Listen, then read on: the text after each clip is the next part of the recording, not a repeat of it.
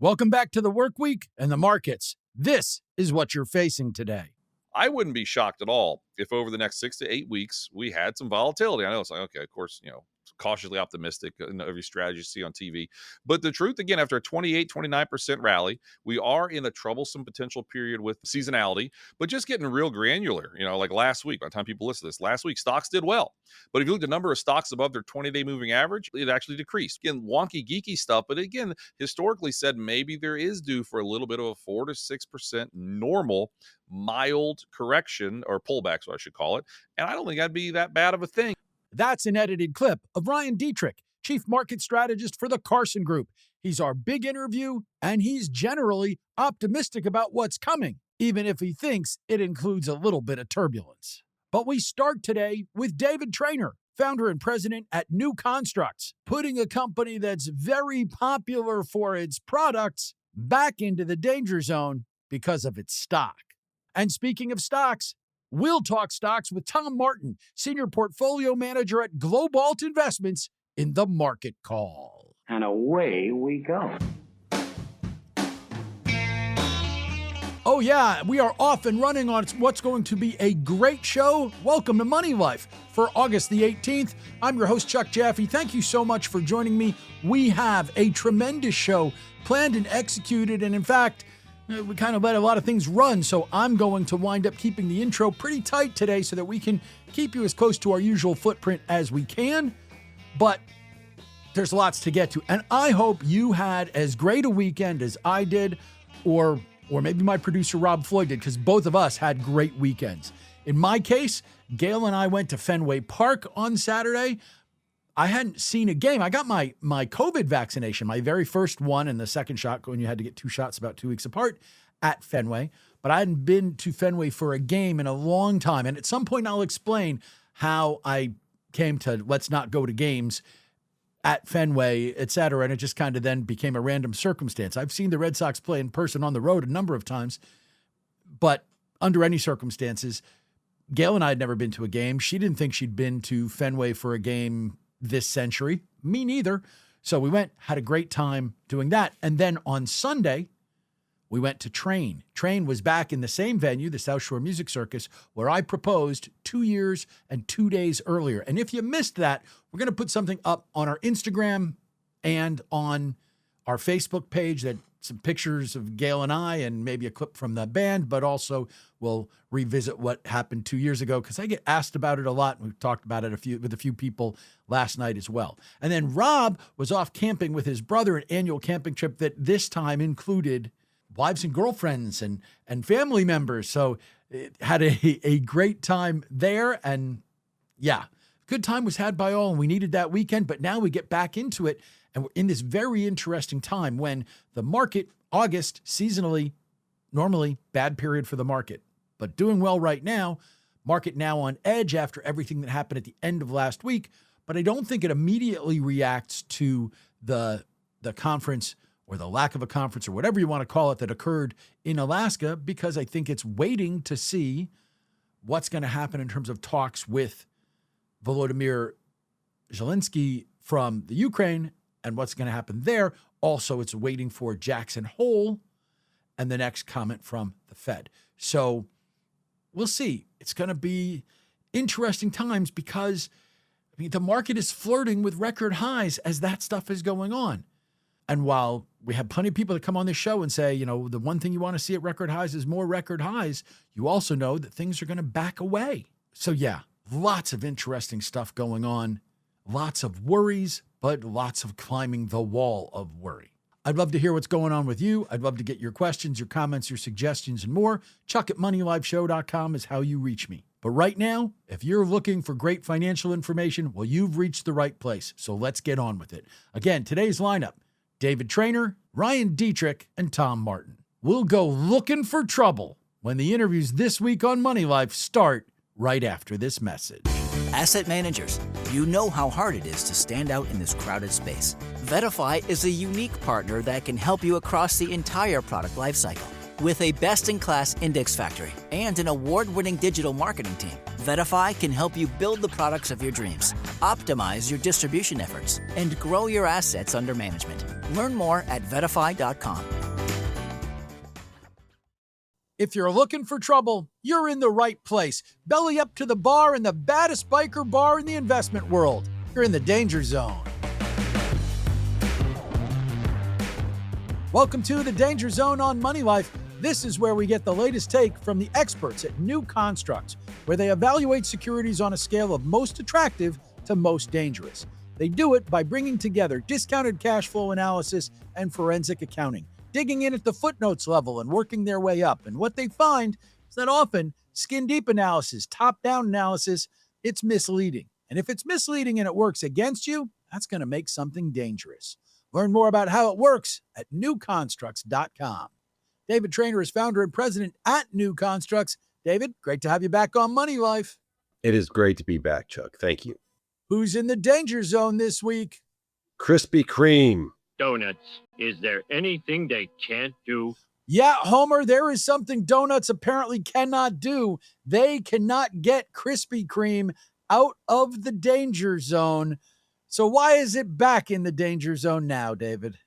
Chuck, it was one of these famous recent meme stocks. It was part of the Dork rally. I think it was the D in Dork for the ticker. And we just wanted to come back and make sure people understood this is a meme stock and we think it can go to zero.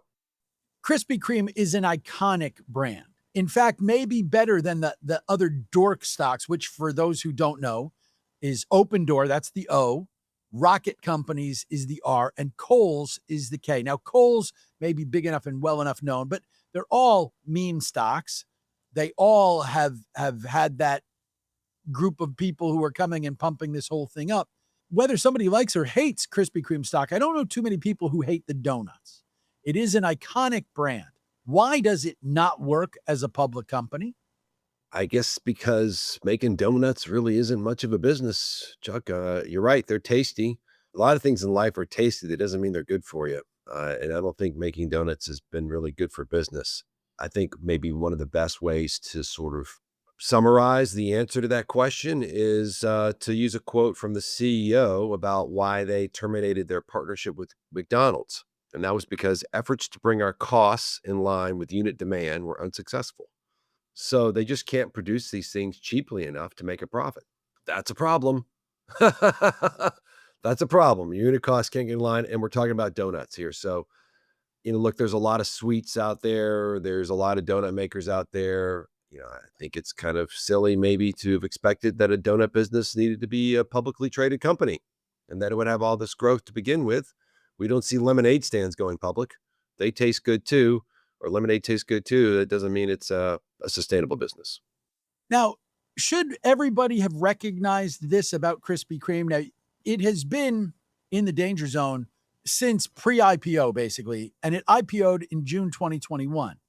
But that was its second IPO. And I know folks are going, wait, how do you have a second initial public offering? Well, it went public in 2000 under the ticker symbol KREM. It's got the much better ticker symbol of DNUT. And it was taken private in 2016. And then it came back out. There's not that many companies that have done that. But should everybody who was excited that Krispy Kreme was coming back out, should they have taken a lesson off of it didn't really do well the first time? Yes, and we wrote about that in the pre-IPO report, that this was a way for the private equity guys to get bailed out. It was a terrible business, and they figured out a way to get it to go public, to dump it on unsuspecting retail investors, I suppose. And, you don't do your diligence, you get what you pay for. That's kind of what we're about here, Chuck. We raised the red flag. We said exactly that. Should have probably never been bought by the private equity guys to begin with. They realized they'd outbought a lemon. They did some financial engineering. They turned around and dumped it on the public. And, look, we can't say we didn't tell you. Well, the private equity guys, I think we can sum up their involvement this way. I sell my soul for a donut. Yeah, they presumably have sold their soul now to get away from the donuts. But how out of whack? I mean, this is a stock that, as we're recording this, is trading for under $3.50 a share. It has been as high as 15, 16, 17 bucks in its history. And this year it's been, as high as just under 10. So how out of whack is the valuation at 3 or 350? This is one looks like it could go to zero, Chuck. It's got a ton of debt. The economic book value, the no growth value is around negative $8 a share, negative $7.66. The profits are de minimis, operating profit. Like we have to pull a bunch of expenses out. We pull some unusual expenses out to give them a positive margin. Without those adjustments, they wouldn't have a positive margin at all. Look, even to justify $1 a share, the company's got to double its revenue while also growing profits above record levels. So, this is, I mean, I don't believe it's a sustainable business. The other thing about this stock is it kind of is a herky-jerky motion to the bottom, right? As a meme stock, one of the things that we see sometimes is that they'll have big spikes. This has not been necessarily the company with the really big spikes. We have had that on some of the other picks you had, most notably and most recently, Peloton. But it's kind of like every time this goes up, you've got all the meme stock supporters trying to say, here's the rally that we're expecting. They are proverbially expecting a rally because they're selling behind it, right? Yeah. I mean, I don't want to try to get in the mind of these guys, Chuck. I mean, it's like around the dinner table with my kids and you see some crazy things out there and I'm like, listen, man, you can't always explain stupid. You know what I mean? Like it is what it is to begin with. So trying to impart some rationality or strategy to something that, I inherently feel to be an excessively and silly risk to take. I guess you'd hope there's some logic there, but it's hard to be sure. Yeah, because as you just said, you can't fix stupid. No, you cannot fix stupid. And that's the problem, is that what we've got is a company that is appealing. Oh, no. But in reality, Danger. it's back in the danger zone. It's Krispy Kreme, DNUT. And yeah, it's all light and fluffy, etc. No nutritional value, headed potentially all the way to zero. David, great stuff as always. Thanks so much for coming back to the Danger Zone. Thank you, Chuck. Good to be with you.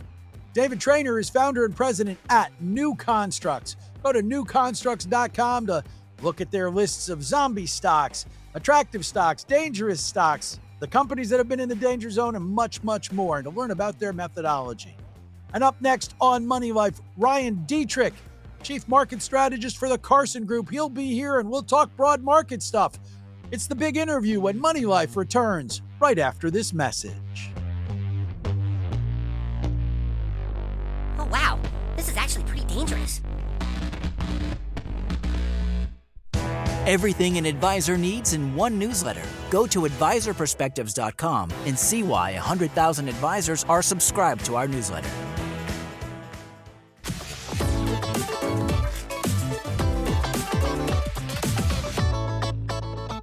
Welcome back to Money Life, where it's time for the big interview on the August 18th edition of the show. Returning to Money Life now, Ryan Detrick, Chief Market Strategist at the Carson Group, where, by the way, among other things, he is the host of Facts versus Feelings, their weekly podcast. So if you want to hear more from him after you're done hearing him on the show today, well, you can go to carsongroup.com to learn about the firm, to learn about Ryan, to find the podcast. But you can also find Facts versus Feelings on your favorite podcast app. Now you can find him on your favorite podcast. Ryan Detrick, it's great to have you back on the show. I'm honored to be back. I think we just talked here. We joined last time I was on about 7 months ago, early January, or middle of January, I guess, this year. But honored to be back. There's so much to talk about. Always have fun. I'm just glad to be here. Let's I'll talk about whatever you want to talk about. Well, let's jump in, because we are going to end up, I think, with the year that you predicted when we talked in the middle of January. You were saying solid 2025 results. We are not getting them the way you or pretty much anybody thought we could get to solid results for 2025. That being the case, if we wind up at the right destination, but the journey is different, is that okay, or is that setting us up for trouble down the line? Yeah, I think it's okay. I mean, every year it's scary headlines, every year's volatility. One of the key things, I know we talked about this 7 months ago, was the idea that after a 20% gain, like we had the previous year, and honestly, 2 years in a row, the first quarter is usually not that great. The first quarter, the last 20 years, has actually been the worst quarter. And the first half of the year in a post election year is actually kind of weak. So we knew all of those things. We were on record in our outlook that we wrote in early January, and so we thought stocks would gain between 12 and 15% this year. We never cut that. So many other people cut their targets. We were down 15% for the year in April. We didn't. But we also were on record of saying there's probably going to be a double digit peak to trough correction at some point during the year, probably the first half. Why? Because we hadn't had one in a while. I know it sounds real simplistic, but that's the way we looked at it. And when you stack all that together, no, we didn't see a near bear market. We didn't see down 10.5% in 2 days after Liberation Day. But we thought the possibility was quite high for some volatility, some weakness. And the first half of the year obviously is out of the way. And now, the time we're doing this, we're flirting with all-time highs. And we think, this year is still going to be probably pretty solid. And there's a lot more we can talk about there. But that's kind of how we saw this playing out. And so far, so good. Knock on wood here. But let's go back in a little further into history and then combine it with something you just said. Yep. Which is when you and I spoke in the summer of 2023, you were saying, don't see any recession happening anytime soon. When we spoke in the late spring in 2024, you said, chance of recession for the next 12 months, quite low. You just made that statement of, we thought we're going to have a correction because, they haven't been repealed and these kinds of things happen. Well, recessions, same thing. And so we will have now gone a long time without a recession. And even the last recession we've had was really kind of different, et cetera. So how do you explain that? Or do you explain that by going, just like the correction, recession's coming back? Yeah, great questions there. So again, a little more color, like Carson Group, right? I've been here 3 years now, but in late 2022, early 23, we were saying there'd be no recession, and we said the stock market's going to do well. To say that was hated is the understatement of the year. During that whole rally in 23, people got angry at that call for whatever reason. And we're still in that camp, though, that after back-to-back 20% years, yeah, this year is going to be pretty good, not as good, but we still didn't see recession. Now, we just released our mid-year outlook, maybe about a month ago or so. We said the second half of this year, because of the higher interest rates, because of a labor force that is showing some cracks, potential cracks, the economic growth is probably going to grow a little bit beneath trend. That doesn't mean that a trend the last couple of years has been 3%, right? Maybe we grow 2% the second half of this year. That doesn't mean you have to have a recession. And that's kind of just, we can get more into it. But the reality, talk about the F word, if we can use the F word on your podcast, the Fed, the Fed is in a tough spot. I mean, we've been saying for a while, the Fed probably doesn't cut as much as everybody else is expecting. This time, last week, people were saying, it might be multiple 50% cuts. Then we got that producer level PPI inflation came out and said, oh, wow, maybe there is a little bit of inflation coming in, and maybe it is because of tariffs. You can talk to 10 people, get 10 answers on this. I think the market's saying like a 93% chance of a cut this September in a couple of weeks. Well, we'd say it's probably more like 70% chance of a cut. We think it's going to happen, but we think, again, inflation is a little bit of a problem here, and that could make things a little harder for the Fed, meaning higher interest rates. That's been kind of holding back the economy a little bit. Obviously, it's been hurting small businesses, and look at the housing market, which has struggled. Again, the economy's still going to grow, just maybe not quite as strongly the second half of this year as it has been, but we still don't see a recession here, Chuck, to put a bow on it. I, of course, am on the record as saying I don't think the Fed's going to cut this year. But now interesting. You're very lonely with that call. Wow. Well, I am now.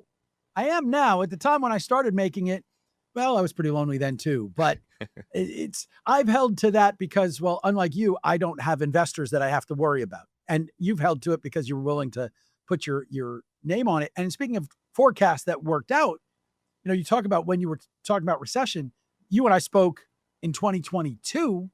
And I remember writing the headline because we had people slamming us for it, which was talking about how you were saying, hey, a little recession right now would be really good for the market. And it proved to be, we didn't really have that much of the recession, but any little downturn we had there was really good for the market. Yeah, I mean, 22, we did have some slowdowns, no question. Manufacturing, different parts of the economy. Now, the thing is unique about 22, we made, I think it's like 4 million jobs. You usually don't have a recession when people are getting hired hand over fist or quitting jobs to go make more money across the street. You're looking at one who did that in 22. But again, there are clearly some weakening parts of 22. But what's put a little more color on this, coming into this year, it felt like a lot of people were bullish all of a sudden, US, right? And a lot of people that kind of made fun of me for that call and our shop for that call, all of a sudden were bulls. Okay, whatever.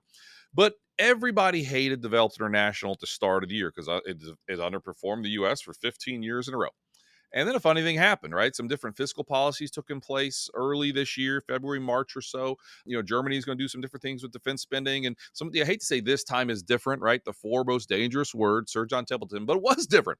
Europe specifically said they're going to do some different things. We changed our opinion a little bit, and we actually added a little bit more European exposure in the money. We ran like $5.5 billion for our advisors here at Carson Group. We added some more back in early March to Developed International. And yes, then the April crash came, but Developed International had better. So again, whereas I liked US a lot in 23, 24, even 22 for that matter, there's a lot of reasons to be diversified here. We say diversify your diversifiers in this type of an environment. There's lots of headline risk and things like that. So having a little more European exposure, Developed International makes a lot of sense. It's done great this year.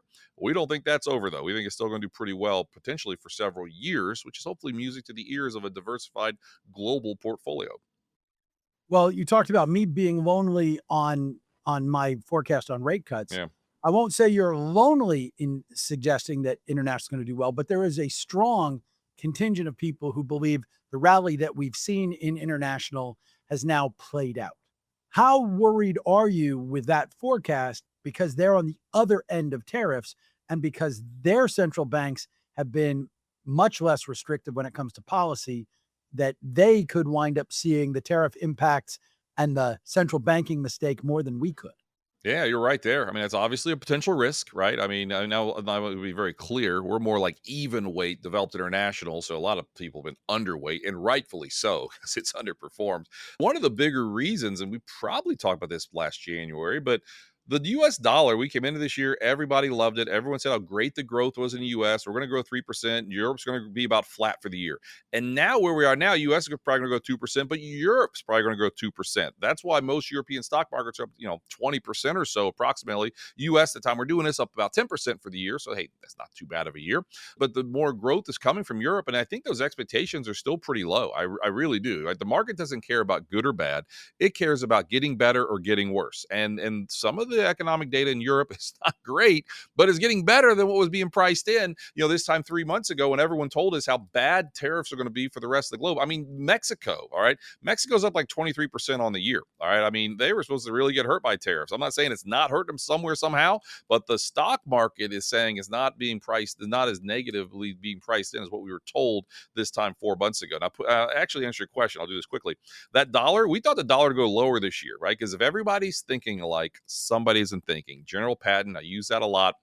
But the reality was, the Fed stayed, stubborn is the right word. We thought they should have been cutting, honestly, the first quarter of this year. Then once tariffs started, we get it. You kind of had to stay back a little bit. We do expect probably a 25 basis point cut, though, in September, like I said. But then the rest of the globe started cutting, and that allowed for the dollar to have one of its worst first halves year ever, yes. But look at a dollar on a longer-term basis, trading where it was 3 or 4 years ago. So it's not abnormal, but it's been a big move down.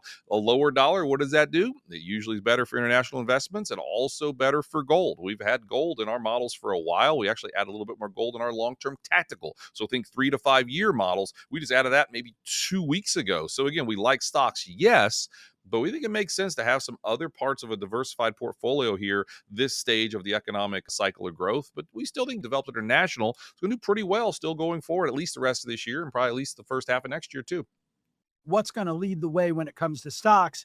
And how broad will things get if we get a broadening? Like, will we actually see a small cap rally? Boy, that's a great question there, because we still like large over small. Now, the time people listen to this, last week we had 2 days. It was Tuesday and Wednesday. Tuesday and Wednesday, small caps soared, like up over 2% both days. And it's like Lucy in the football, right? With Charlie Brown. We think it's what it is. Where you think they're going to kick the ball, she pulls it back. We've seen these fits and starts with small caps so many times. And why did they soar? Because they got that better consumer consumer level inflation, opening the door for potential rate cuts. But then the PPI, don't forget this now, producer level inflation tends to show up before consumers. Producers get the inflation first. They can eat it. They can try to do different things, or eventually they can push it back on the consumer. So yeah, we do think consumer prices are probably going to increase a little bit more the next couple months. And again, that makes a little put the Fed in that tough spot. So again, if the market saying 3 or 4 cuts cuts the rest of this year, we'd say maybe more like 1.5, 2. And I'm still impressed by your no cut call. That is a very interesting call. But we think again the market's not going to get as many cuts as small cap investors per se would want. So again, we do now. Believe me, we manage a lot of money. We have small cap exposure. We have mid cap exposure. All about tilts and things. We still like large over small though in this environment because again, we think the Fed's going to be kind of stubborn with how many cuts they truly give the rest of this year. We normally talk about things for investors of sequence of return risk. What we've seen with the Trump administration is sequence of policy risk. And of course, tariffs were first. That sent the market skidding. But deregulation is what's coming. And deregulation, there's going to be a whole bunch of small cap companies that presumably are not going to be spending as much money on compliance, which means they've got more money to spend on other things. Wouldn't we expect some sort of a boom? I mean, do you expect some sort of a deregulation play? We do. I think some of it's happened in financials already. I mean, time we're doing is financially at all-time highs, right? Financials are an interesting group that can benefit from more deregulation, which is an interesting thing when Trump ran. We knew lower taxes, right, or extended tax cuts, deregulation, and then tariffs in that order. Well, clearly it's been the opposite, and that's why we had Liberation Day, and now some of the more potential positives are coming on the other side of that. But again, the deregulation play, we think we've liked, actually 2 questions ago, you asked me what might lead, and I'll answer it actually. We do like large caps, yes, but we think technology is still going to be probably a leader, financials still probably going to be a leader, industrials, kind of those more cyclical areas where again we don't think we're going to have a recession, maybe growth isn't spectacular, we're still not going to have a recession, so we think those are some of the areas that'll still do well, and financials probably have had a bid, if you will, because of some optimism over some of that deregulation you just talked about. But listen, it doesn't mean that small caps can't go higher. I mean, they still haven't hit all-time highs. It's been several, I forget the exact number. It's been several years since the Russell 2, one of the longest streaks ever, actually, since the Russell 2 hit an all-time high. So, they're probably going to go up. And the broadening out theme is so unique because I kind of hinted at it earlier. It's not just the U.S. that's going up. It's like literally every stock market in the globe, at least the top 40, are all like up on the year, right? The U.S. was down for a minute. India was down for a minute. Taiwan's down for a minute. Now they've all come back, right? I mean, literally, this is a global bull market. It is a broad baseball market. You look at S&P 500 sectors, most sectors are up on the year. What's unique is utilities are leading. In a past life, I would have kind of wondered, why are utilities leading if it's a healthy market? Well, now utilities are a cousin to the AI play. I mean, that's the answer there. If staples start to really do well, like low volatility really starts to do well, that could be a potential warning sign that maybe we're due for some volatility, some potential weakness. And actually, I put a little more on this. I wouldn't be shocked at all if over the next 6 to 8 weeks we had some volatility. I know it's like, okay, of course, cautiously optimistic in every strategy you see on TV.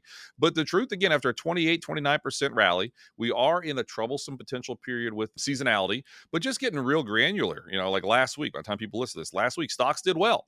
But if you look at the number of stocks above their 20-day moving average, it actually decreased. We've got some things called negative divergences that are taking place. Again, wonky, geeky stuff, but again, historically said maybe there is due for a little bit of a 4 to 6% normal mild correction or pullback, so I should call it.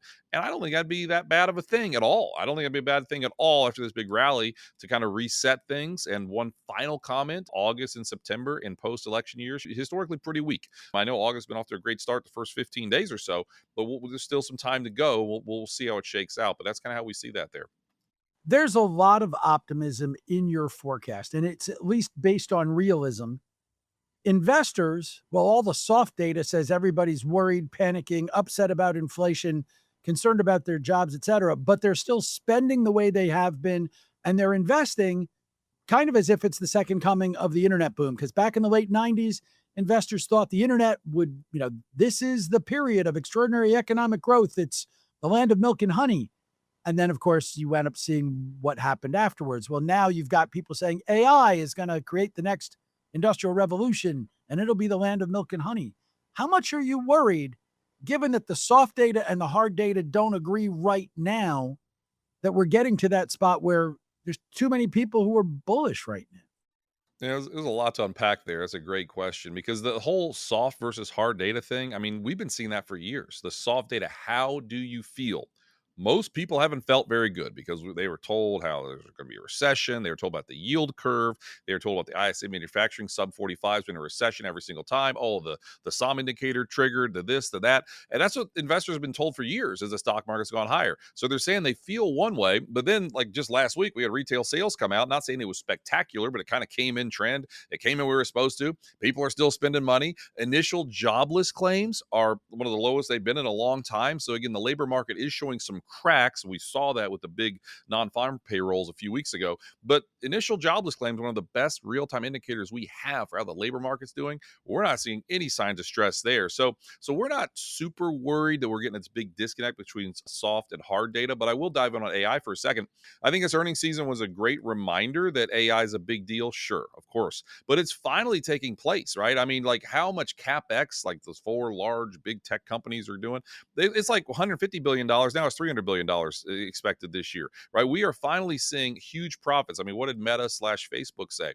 People are staying longer on Instagram and Facebook and things like that because the algorithms, which are being powered by AI, is keeping people there, right? I mean, companies are literally making money now on AI hand over fist in a lot of ways. And I hate to say that, again, this time is different, but we all, I think a lot of us, if you don't remember, the late 90s, market went up a lot. Those companies weren't making money. I mean, pets.com is a perfect example. Companies were not making money. You put .com into your name. You had an IPO. You made a couple $100 million, and then you went off and had fun. But what happened was it crashed, right? Even Amazon, they were called .com back then. Time Man of the Year, 1999, Jeff Bezos, Time Man of the Year, smiling.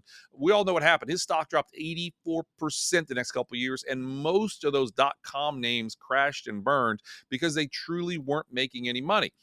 The good news, to wrap this up, a lot of these companies are making money. Now, you could say, are technology stocks pricey? Absolutely, they are pricey. So that bar is high. And if you have any stumbles for whatever reason, that area might get hit harder. I mean, everybody remembers DeepSeek. I mean, it sounds like crazy. It's like, oh, yeah, I do remember that. DeepSeek was a really big deal where NVIDIA dropped 40%, okay? Most tech stocks were down 20 to 30% after NVIDIA back in, I guess February until the April lows. Now they've come soaring back on the realization the economy is not going to have a recession and tech is leading it. But you bring up some valid points there, but I will say this, we're slightly overweight tech as of now, and we get the potential concerns. So that's kind of how we're positioned right now. I think it's still an area you probably want to have some exposure as the economy does okay and there's still growth there. For an investor, if they've let the market run for the last couple of years and they haven't rebalanced their portfolio, do it now. The advice to ride through whatever we're going to have for the rest of this year, and if it winds up to turn a little more volatile than we were hoping for or whatever, is the advice rebalance and get on plan, or is the advice tilt in a few directions that you've already mentioned? Yeah, what did President Eisenhower say? He said plans are useless, but planning is everything, right? I mean, I think you do it now. get your portfolios in alignment now, right? Have that plan. Because again, I think I love to point out, and a lot of other, I'm sure guests point this out, we don't like bonds all that much. I've already said why I don't think the Fed's going to cut as much, maybe a little bit higher rates, but we have some bond exposure because bonds help you sleep at night. When the stock market dropped 10% in 2 days back in early April, bonds gained you a couple percent. Not saying that made up for it, but when stocks dropped 40% in 2008, bonds got you over double digits. Again, did it help you sleep at night? Yeah, it does. So again, just be aware that there's probably a time we're going to have volatility, going to have more scary headlines. It's just how it works. I get the opportunity to work with so many great financial advisors at Carson Group, but also talk to their clients and again, getting in alignment now with not being too top heavy, because the honest truth, you probably made a lot of money in technology. Great. I hope you have, and that's wonderful. But again, maybe to rebalance and just make sure you're not too over the skis in any one particular group makes a lot of sense. And again, to have some of those diversified parts of your portfolio, diversify your diversifiers. People think 60-40, 60% stocks, 40% bonds. No, we would, first off, we're more like 65, 66% in the equity side of things there. Like I said, overweight. But in that leftover part, the other stuff, we have some bonds. Yes, we do. But we have about a 3.5%, 4% allocation to gold. We have some managed futures in there. Have a little bit of cash as well. So I think it makes sense to kind of keep that diversified bucket in there, because I remember it was 2022. Stocks got killed. Bonds had their worst year since George Washington was the president. Friends at Ned Davis have that research. I'm assuming it's accurate. And gold is flat. Now, I'm not saying flat's wonderful, but flat felt pretty good in that time frame. So again, to have that diversification still makes sense to us with, again, a slight overweight to stocks, how we see it. And the rest of this year, you still should do pretty well, in our opinion. What is your fear if this happens and it's at least on your spectrum, so it's a worst case you can see coming, what's your worst case scenario? Yeah, I think it's back to the Fed. We kind of talked about this a few times. A potential policy mistake. A lot of us might remember December 2018 where the market wanted a cut. The Fed didn't cut. What happened? We had a near bear market in about 4 days into, I guess it would have been Christmas Eve. I think is when the market bottomed, rallied on the 26th back then. Again, the market, the time you and I are doing this, I think it's like a 93% chance of a cut. All right. It was like 99 before that producer inflation data. And again, we're not quite as hawkish, I guess, as you are, Chuck. There were no cuts, but if the Fed doesn't cut and the market's really, really expecting it, that might upset the apple cart. And let's not forget, in a couple weeks, Jackson Hole is coming up. The Fed has made some pretty significant announcements at Jackson Hole in the past. I'm not saying this year is going to do that, but I think it makes sense. We still just don't think you need interest rates of 4.5% when you have inflation around 3% or so, and you have some other pockets. I mean, you look at prices of things like hotels, and the hotels specifically, rental cars, hotels, like consumer stuff. I mean, those have actually been decreasing. We think consumer is a little weakening here just by a little bit, and you don't need interest rates up here. So a 25 basis point cut now, maybe another one before the end of the year, that'd be okay. We're not worried about inflation coming soaring back right now. I don't think that's going to change anything there. But the market is kind of saying it wants that. And I'm not saying the Fed has to do what the market wants. I'm not saying the Fed has to do what President Trump wants, because we know that's not how this works. But at the same time, that's a potential that could upset things. And the obvious one is geopolitical concerns. Anything could flare up at any time. If it happens, it happens. We're not naive to that. But again, that's why you keep a diversified portfolio with some other parts of that diversifier bucket that hopefully can help if something were to flare up internationally or even in the U.S. I mean, let's hope that doesn't happen. But the Fed is probably a bigger worry of ours right now. Ryan, we're never worried about what we're going to hear from you. We know it's always going to be interesting and worth remembering and worth quoting the next time we have you back on. So we will have you back on in the not too distant future. We'll see how it's all going and how it's shaking out.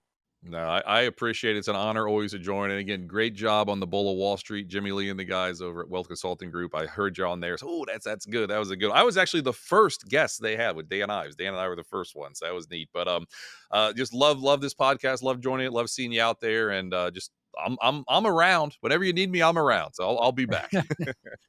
I'm ready to come on Facts versus Feelings. Absolutely. So we'll do that at some point. Before you hit record, well. you've got some stories. I said, let's unbox some of these stories, that you've got treasured away. I think that'll be a lot of fun. If we don't get either of us fired with some of these stories, we'll keep them PG, but yeah. I'll let everybody know when that happens. Meanwhile, Ryan, thanks so much for joining us. There we go. That's Ryan Detrick. He's Chief Market Strategist at Carson Group. Go to carsongroup.com if you are looking for more information. And up next on Money Life, more information because it's market call time. We're talking disciplined growth with Tom Martin from Globalt Investments when we come back in just a moment. Looking to earn CE credits and hear from top portfolio managers? Go to etftrends.com/webcasts and learn more. Tom Martin, Senior Portfolio Manager at Globalt Investments, is here. We're talking earnings-driven investing, and it's time for the market call. Welcome to the Money Life Market Call, the part of the show where we talk with experienced money managers about how they do their job, what they look for that determines their buys and sells, what they see happening broadly on the market, and how they put it all together. And returning to the market call today, Tom Martin, Senior Portfolio Manager at Globalt Investments. Globalt, just like you'd think it's spelled, globalt.com is their website. Tom Martin, it's great to have you back on the show. Great. It's great to be here, Chuck. So we always start with methodology, and I said you guys are earnings-driven investors, but what I know that the audience is about to learn is that you recently changed the name of your primary, in terms of what you manage, separately managed account strategy, and it's now disciplined growth and innovation. Like that's your focus. So as we start with the methodology, I want to know all about disciplined growth and innovation, but I also want to know, has it changed anything from the earnings-driven focus that you've always talked about when you've been with us before? Yeah, well, thanks for asking, Chuck. We started this strategy almost 10 years ago. It was October. So we're getting pretty close to that 10 years. And we have an official track record of 7 years. And the strategy has performed very well. We're very pleased with it and how we've used the process that we have in the markets to try and get really good returns. The process hasn't changed at all, but we wanted to have a name that was more reflective of what we do so that it captured the imagination when you actually just read the name: Disciplined Growth and Innovation. So help us understand, since we know you are looking for earnings driven stuff. Well, innovation can be earnings driven, but that means, typically you're dealing with more mature companies, right? The new ones are less focused on the earnings and more focused on make the business run. And then the discipline, we need to understand what exactly the discipline is. Right. Well, let's focus on the word growth because I think that's sort of the overriding factor is that you want companies that are growing, and you want some way to be able to determine that and to source good names and yet not to get out over your skis. So the innovation part is where we're looking for companies that are truly innovating, and they could be gigantic companies. It could be like Meta or Amazon or Nvidia, Microsoft, et cetera. I mean, it could be the Mag 7, but there's also lots of other companies that are smaller, not necessarily small cap, but that are less big, let's say, that are really bringing innovation and new ideas and new technologies to the forefront. And that is what is helping them to capture growth. Now, the more excited you get about innovation, the more you can say, well, gosh, if it's not quite growing yet, that's okay. If there's something wrong, I'm still going to invest because I believe in the concept. And that's where the discipline part comes in, is that we want to make sure that we are capturing these companies, but we're not falling in love and getting gaga over something that is a concept that might be struggling or might be having an issue. So that's where the discipline comes in. It comes in with looking for those earnings trends that are actually coming through, not hoped for to be coming through. We have been in a market that has gotten back to record highs on the strength of earnings. So normally when I'm talking to guys who are very much value focused, it's always about valuation. It's we got a market at record highs. Is it hard to find values? Or we got a market that's off the highs. Is it easy to find bargains? But since you are growth sensitive and you are looking for that and you are driven by earnings, right now is like the market having gotten back to record highs the way it has, where it's been more about earnings than it has been about things like rate cuts. Are you like a pig in slop, or am I somehow misinterpreting how good this market should be for your methodology? Well, the market thus far, that is up until now, has been very good for our strategy, and a lot of outperformance that we've garnered this year is as a result of the kinds of companies that we invest in being in favor. Companies that are not producing good earnings are getting punished in the marketplace, those that are not growing. And growth is actually fairly scarce. The number and percentage of companies that are growing sales over 15% is a small number. And so when you have a scarcity like that, the valuations on those that are left get bid up. And we've been in the right place with those for now. So, what are the areas of the market that you particularly like right now? And what are you leaning into in order to get the kind of growth you're looking for? Right. Well, notwithstanding that the valuations are high. I mean, as you said, the market's at all-time highs and valuations are high. I think the multiple on the S&P is like 22 times. So it's pretty expensive, but we still like those areas that are showing that growth and that are showing that innovation. And, that's the communication services sector, that's the consumer discretionary sector, it's select industrials, and it's information technology. Those are the areas that we like. And is there a name or two that's a poster child for you in those areas? Yeah, there are several names that I like. I looked through the portfolio again just to try and answer that question for you. And fortunately, there's a lot of names that I like in those areas. But just to give you some, like in the communication services area, Meta is one that we really like. They had a great earnings report. They are really taking advantage of AI and being able to advertise. And we like the ones in the entertainment area. We own TKO and Spotify and Live Entertainment. Those are all good names in that sector. In the consumer discretionary area, we like Royal Caribbean and Carvana and Shark Ninja, which maybe not a lot of people have heard of.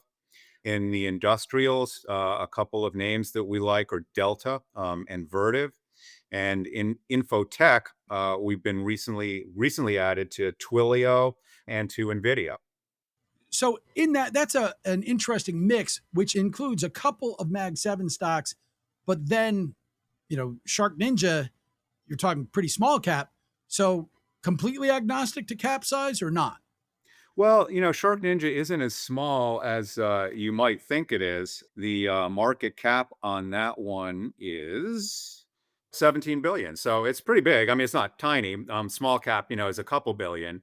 We're willing to go down to a couple billion, but not really below that. So that's sort of our size limitation. Which also means that the fact that we haven't seen a small cap rally hasn't bothered you at all. No, no. As for the flipping this around, since we know what you're looking for, what makes you sell? You talked about adding to NVIDIA, but what makes you say, okay, this story has changed enough that I got to move on? Right. So earlier this year, and this is a little bit old news, but a couple of the names that we were excited about and had to leave and sell altogether. One was a company called Freshpet, or is a company called Freshpet. Fresh dog food and cat food. We thought that they really had something new that they were capturing in the marketplace, but they had an issue with volumes, and it was unclear as to what was the driver of the disappointing and deceleration. And part of it was just that people were spending less on that area and they were trading down. And we thought that is something that was probably going to be sustained for a while. So we exited that one. Another one is Chipotle, the burrito company, and that's been a darling of the market for quite some time and has done very well and is well managed. But again, volumes declining, and it's the question of is sort of the bloom off the rose on that one. So those are two examples there. And then two others more recently are Vertex, which is the pharmaceutical company, which has had some disappointment in their pain franchise that investors were counting on. So again, that's sort of a sustainable ding to earnings. And the last one I'll mention is called Fiserv, which is a payments processing and a bank services company. And again, it's volumes that are indicating an issue there that is sustainable maybe for a longer period of time than we want to stay in the stock. All of these names are names we could come back to if they fix their problems. And out of curiosity, because when my audience hears that, what's your average holding period? Well, that's interesting. Many of the companies that I have in the portfolio, I have had for years. And so we really don't target any kind of a holding period. What we're very clearly targeting is what is happening with the earnings and what is happening fundamentally with the company. You have to have a sell discipline. And one of the big issues with having a sell discipline that people falter on is that they don't want to sell a company when it's down. They don't want to sell it because they're afraid that the day that they do, the next day that thing's going to come right back and bite them and make them look like a fool. And you can't be afraid to look foolish. You just have to make sure that you're executing your strategy, selling for the right reasons, and moving on to another idea, and always being open-minded. Well, now we're going to get your quick and dirty take on some stocks that my audience is particularly interested in. Quick and dirty. It's time to play. Yeah, we are getting to the particularly fun part. We've already been having fun with Tom Martin, Senior Portfolio Manager at Globalt Investments, but now it's time for our lightning round. Quick and dirty is where we put our guests to your test. If you want to send in some ticker symbols, stocks, ETFs, traditional mutual funds, closed-end funds, send them to chuck@moneylifeshow.com. We'll add them to our list, and hopefully they'll make it off that list and into an interview soon. We're going to start today with a request we got from Lance in Bethlehem, Pennsylvania for PayPal Holdings. It's PYPL. Right. So PayPal is one that I do like, and we own it. This is the kind of exception to the rule company for us right now, is that when a company has disappointed, which PayPal has definitely done, and the stock is significantly off from its highs and off year to date, we do give benefit of the doubt for for some period of time. Maybe it's a quarter, maybe it's two. But we think that their branded checkout is where the action is. We think that that needs to accelerate, and it can accelerate. And we like Venmo as a new area where they are starting to really see some uptake. So we have a buy on that one. PayPal, on the one hand, I'm very disappointed. yeah, disappointing numbers, but that doesn't mean it's not a buy. Just maybe makes it a cautious buy. Buyer beware, dude. On PYPL. Tom in Smithfield, Kentucky gets our next request. It's a stock that happens to be in my portfolio as well. It's J&J, Johnson & Johnson. So Johnson & Johnson may possibly be one of the most sort of steady Eddie boring companies in the world, but it's terrific. And I think in this environment, a company like that fits in well in a portfolio, a diversified portfolio, along with other names that have a lot of gee whiz associated with them. And J&J doesn't always report. I mean, it's typically a pretty boring quarters, but this quarter, the second quarter that they just reported, was an actual beat against consensus. And it was driven by their innovative medicines and their med tech. And so that's one that we want to have in there as sort of an anchor to windward, but still has good earnings trends. So Johnson & Johnson, you might think, God, that was boring. but you should also be thinking, I'm in this for the long haul. that was a buy on J&J. Our next request is shared by Stephen in Flower Mound, Texas, and Joe in Parker, Colorado, both wanting to know about Goldman Sachs, ticker GS. Yeah, so Goldman Sachs also has had a good quarter, and they're in a good spot in the financial markets. And as companies do M&A, et cetera, they have a new senior management, and they really want to raise their return on total equity. And they have a lot of levers that they can do that through their revenues, their costs, and their capital optimization. So there's a number of ways that they can increase their profitability. And, Goldman tends to win when they play. Goldman Sachs. Money in the bank. Yeah, in this case, the investment bank under ticker symbol GS. Our next request comes from Ted in Cincinnati. He wants to know about Amazon, AMZN. So Amazon is one of the Mag 7 that's sort of in the middle in terms of its performance this year to date. And we think that there's still some good room to run there. In terms of their AWS, that came in at a growth rate 17.5%, which was pretty good. But in comparison to what Meta and Google were reporting, it wasn't quite as exciting. But we think that that business, which is much larger than the other ones, continues to grow, has lots of opportunity. And you have the benefit of their retail really starting to chug along. So we like Amazon as a cheaper way to play in the Mag 7, but again, with good earnings trends.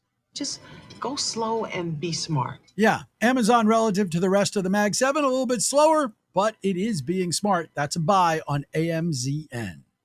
And we finished today with a request from Richard in Chula Vista, California. He wants to know about AppLovin Corp. It's ticker APP. So AppLovin is probably the most, exciting or innovative name, if you will, that's on this list. And they have an advertising business that they built up for gamers and for gaming software, but they're able to translate that software to take advantage of advertising in e-commerce, which is right now very low percentage of their total advertising revenues. But that, which they've been working on for a while, is expected to ramp up to 10% of their total in the near term. So they're rolling that out October. They're rolling out a new self-service of what they call their Axon, which is starting in October 1st. And we should really start to see those numbers ramp. So AppLovin. This is the most exciting thing to ever happen in the history of history. Yeah, that would be an exciting company. That's a buy. And that means that we have done all buys. Buy. Is that all you can think about? And now we have one more good buy to talk about. It's where I say goodbye to Tom Martin. But Tom, Great to do this with you. Thanks, as always, for coming on the show. We'll talk to you again down the line. Thanks for having me on, Chuck. That's Tom Martin. He is Senior Portfolio Manager at Globalt Investments. Globalt, Globalt, globalt.com, if you're looking for more on Tom or the firm. And if you're looking for more on Money Life, well, Tom, he just agreed and disagreed with a number of guests, including David Traynor and 2 different Danger Zone picks. So you got to find out what that's all about before we cross the finish line. And we'll also tell you what's coming for the rest of the week. So stick around to the bitter end. This is not so bitter, and it's coming up right after this message.